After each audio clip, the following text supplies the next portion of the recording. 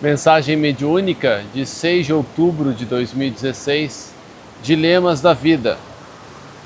A vida é cheia de dilemas que nos desafiam à tranquilidade e principalmente a nossa iniciante sabedoria. Lemos, estudamos, ouvimos algo sobre um determinado assunto e daí já julgamos conhecer esse assunto com alguma profundidade. Até que alguma ocorrência do dia nos instiga a uma reação automática. Nesse momento, normalmente, nossos instintos inferiores se manifestam. Verdadeiras cristalizações das ações do passado, repetidas em forma de hábitos de difícil remoção. Pensemos no amor próprio. Acreditamos que o outro é que nos feriu, malbaratou nossos sentimentos, esmagou nossas expectativas e constrangeu nosso amor próprio, nos diminuindo. E o que é o amor próprio, senão uma expressão camuflada de nosso orgulho? Uma das últimas barreiras que deixaremos cair por terra. O orgulho encastela o ser, isola-o no círculo vicioso de suas próprias suscetibilidades, favorecendo suas desculpas, no sentido de justificar por qual razão não pode se melhorar. Se derrubamos esse muro do orgulho e nos assumimos como criaturas ainda falhas, inferiores, e como obra em construção, work in progress, cada vez mais acabadas, como uma casa em reforma, em que seus ocupantes dispõem de pouco dinheiro para finalizá-la. Entendamos esse pouco dinheiro pelo hábito muito arraigado de resistir às mudanças. Assim sendo, a obra de edificação da própria iluminação vai sendo realizada, vício a vício, imperfeição a imperfeição, que com muito custo e sacrifício vamos removendo. Não nos enganemos, reforma íntima, profunda, só é levada a efeito com o decorrer de generosa quantidade e qualidade de tempo. Temos imperfeições de raízes tão profundas que seu processo de remoção leva, muitas vezes, várias existências na Terra. Por isso, somos a todo tempo estimulados pela espiritualidade a sermos estudiosos de nós mesmos, ao invés de nos preocuparmos com os outros, cujos atos serão por nós influenciados se fizermos a nossa parte.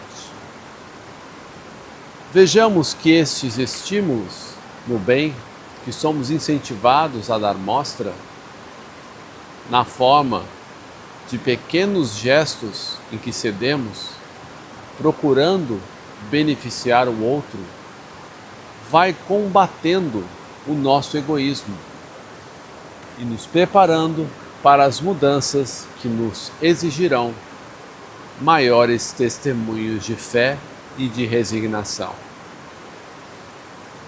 Se nos compararmos a corredores, seríamos maratonistas, preparados para uma longa jornada, já que não se vence a si mesmo, senão por um esforço muito intenso. Não se pode vencer a nós mesmos nos 100 metros rasos.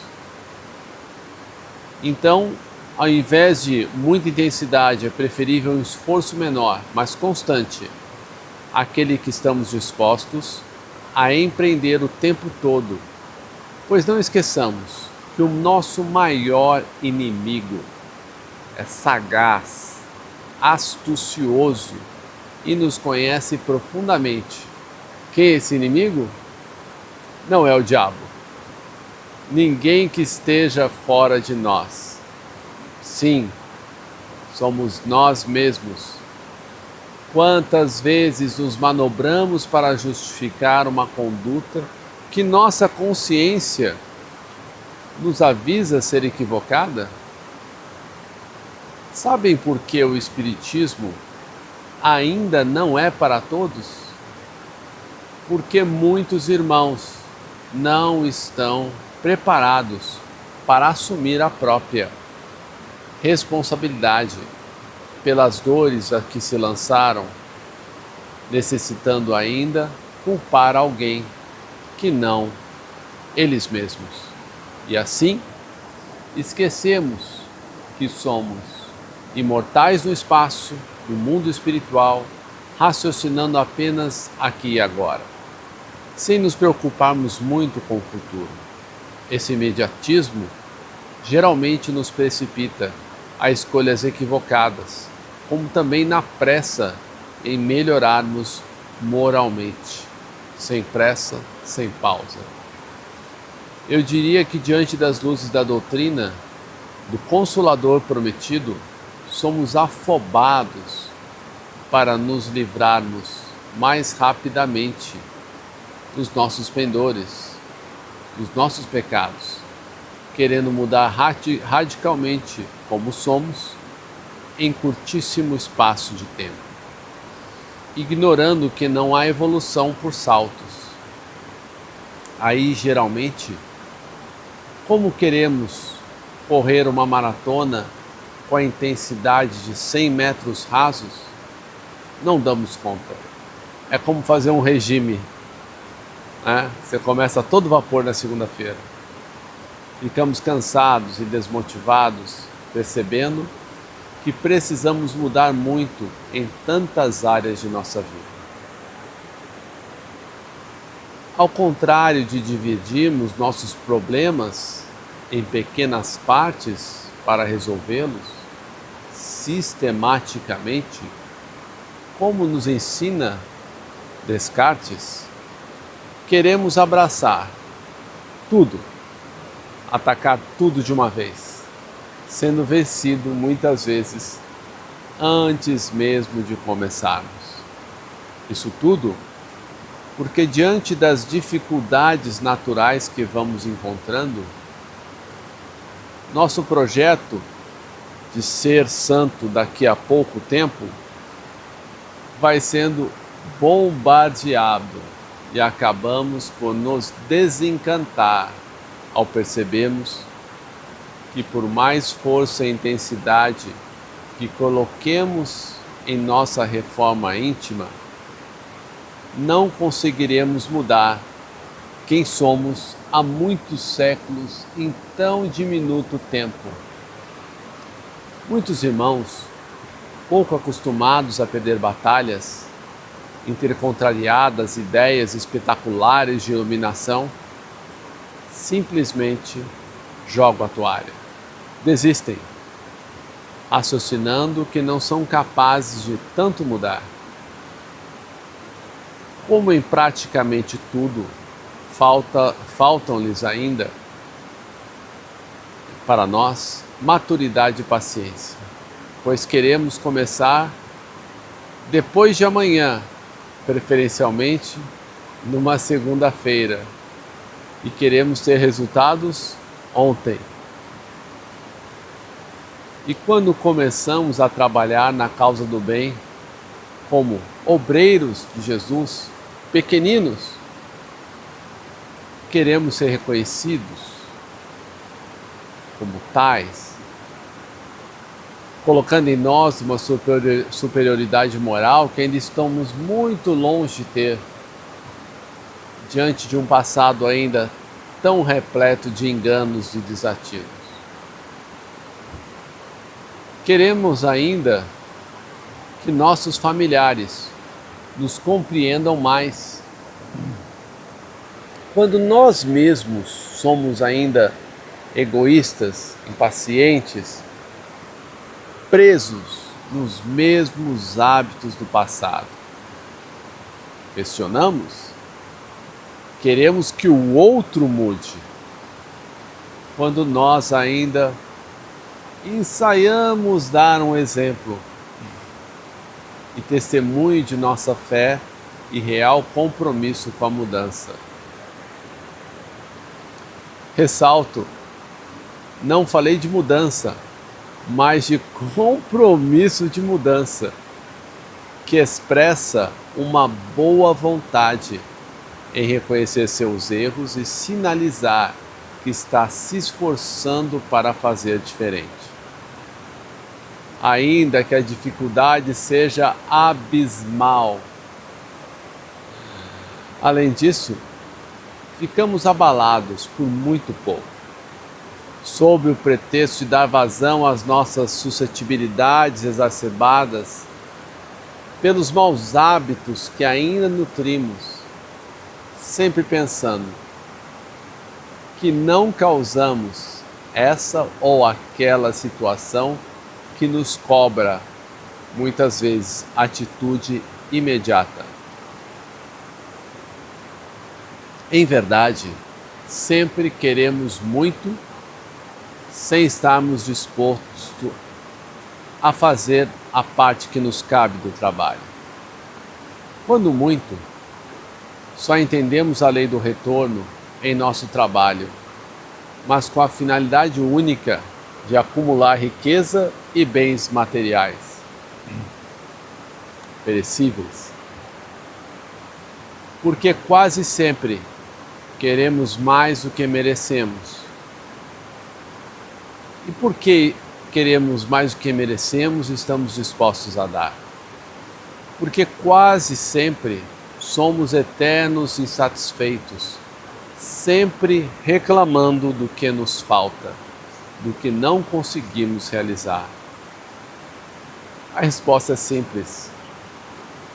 Já foi dito pelo Mestre amado que a verdadeira felicidade não é deste mundo. E eu ousaria completar, diz o Espírito, que a satisfação também, sempre efêmera, fugaz, rápida. Pois bem, colocamos a nossa satisfação e senso de realizações não no nosso progresso moral, mas nas coisas e situações desse mundo.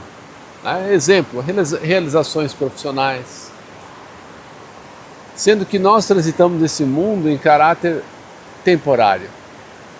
Muitas vezes, entendemos que faltam muitas coisas em nossa vida.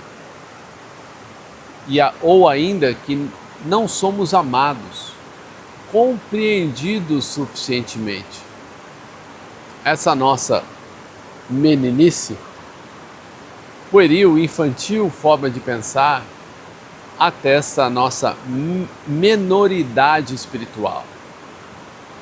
Se queremos nos sentar com os adultos, devemos pelo menos tentar nos comportar como eles, entendendo que tudo o que temos, tudo pelo qual passamos, bem como todas as pessoas colocadas ao nosso redor, lá estão, não por um capricho do universo, aleatoriamente, como um dado que ao rolar desencadeia possibilidades. Tudo no universo é cuidadosamente planejado. Se pudéssemos ver nossa vida como um quadro, ela estaria parte em branco para o pincelar de nosso livre-arbítrio, que define os traços marcantes da obra que produziremos. Mas alguns pontos já seriam por nós definidos previamente antes de nascermos, com o auxílio da espiritualidade maior. Assim, por exemplo, como se fosse uma moldura de um quadro. Seremos homem ou mulher? Se será uma paisagem, um retrato, mas em última instância o que realmente pintamos nessa tela de possibilidades, que é a nossa vida material, depende inteiramente de nós. Aí ele continua. Essa pintura pode ser bela, dependendo de nossa vontade em fazer o bem, como pode ser também sombria e vazia, se nós não nos preocuparmos com nós mesmos e nosso bem-estar em detrimento dos outros. Seja como for, mesmo não podendo apagar o que já pintamos, podemos começar um novo quadro nessa mesma vida e fazer uma bela pintura. Como disse Chico em outras palavras. É um exemplo que me vem agora, que não faz parte da mensagem, são aquelas tatuagens antigas, desbotadas, que a pessoa faz uma tatuagem em cima e fica bonito. Continuando com a mensagem. Essa mudança de rumo pode ser feita a qualquer tempo. Enquanto estamos aqui na Terra, nunca é tarde. Então nunca é tarde para mudar. Mesmo para quem já se despede dessa vida. Então mesmo no final da vida, a pessoa ainda pode mudar. Gostaria de compartilhar com você os dois preços que você pode pagar na vida. O da disciplina e o do arrependimento. A disciplina, o preço é pago todos os dias, só que em pequenas quantidades. Uma moedinha por dia, por assim dizer. Enquanto o preço do arrependimento é como aquela fatura de cartão de crédito que não pagamos e cujo valor vai aumentando com juros, cresce astronomicamente, até que chega o dia em que a dívida tem que ser paga de uma só vez, sem possibilidade de novos adiamentos, do rotativo do cartão de crédito, do uso do cheque especial. Dores então terríveis, cruciantes, vêm ao nosso encontro, chacoalhando nossas estruturas, para nos convencer a mudar de rumo. Sempre como último recurso, depois que todos os avisos da nossa consciência são ignorados. Amigos, escolhamos o bem, escolhamos pagar aquelas moedinhas que nos convidam a esquecer um pouco de nós mesmos e ajudar o próximo. Um pouco todos os dias. Mesmo que possa nos parecer chato, enfadonho, pensar um pouco mais nos outros do que em nós mesmos. Esse é o pequeno preço que devemos pagar alegremente, sabendo que estamos nos melhorando e evitando colheitas dolorosas do porvir. Um abraço fraterno, Lúcio.